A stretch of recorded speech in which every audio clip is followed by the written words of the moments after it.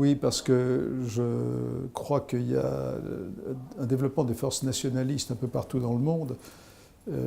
L'événement le plus spectaculaire depuis l'an dernier, c'est l'affaire russo-ukrainienne.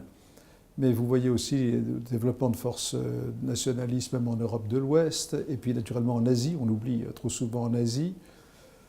Beaucoup de dysfonctionnements un peu partout, donc je suis en effet un peu plus inquiet que l'an dernier.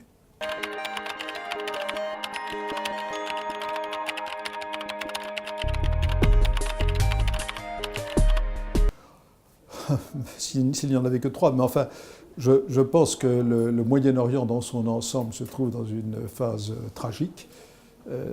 D'ailleurs, c'est la suite de la réponse à la question précédente, parce que l'émergence de ce qu'on appelle l'État islamique est un phénomène qui était totalement imprévu, encore au printemps de cette année, n'est-ce pas?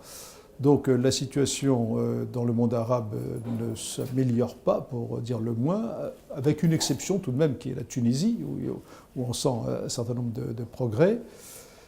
L'affaire que j'ai mentionnée, c'est-à-dire la dispute sur l'Ukraine, la querelle entre la Russie et les pays occidentaux, mais on voit également en Afrique des évolutions qui sont inquiétantes. Il faut d'ailleurs mentionner aussi de ce point de vue-là les maladies, l'Ebola, la maladie, le virus Ebola.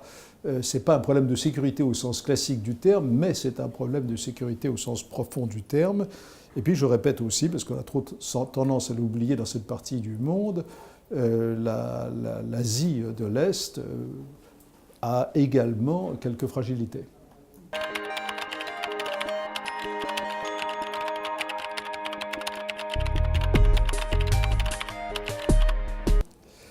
Il faudrait s'entendre sur la liste de ces pays, mais le pays le plus réellement émergent, c'est la Chine.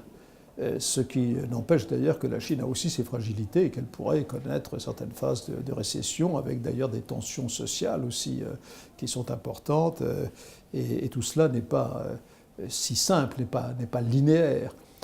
Alors, dans les pays qu'on appelait BRIC, ou BRICS, ou BRICT, selon qu'on met un S pour la South Africa, l'Afrique du Sud, ou un T pour Turquie, mais on voit bien que dans ces pays, en mettant à part la Chine dont j'ai déjà parlé, on voit bien que le Brésil a quelques fragilités. Ses défauts structurels semblent pour le moment reprendre un peu le dessus.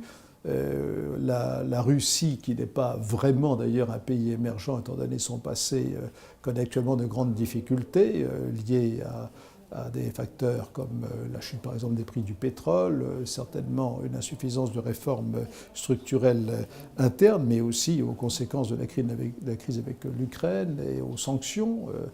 L'Inde a aussi pas mal dérapé avec le gouvernement antérieur, et pour l'instant, ce que fera le nouveau gouvernement Modi, c'est un point d'interrogation, on ne sait pas exactement.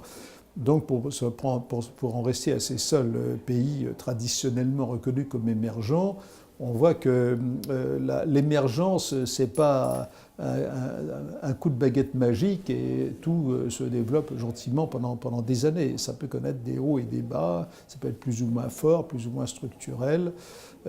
Donc le jeu, si je puis dire, reste encore largement ouvert.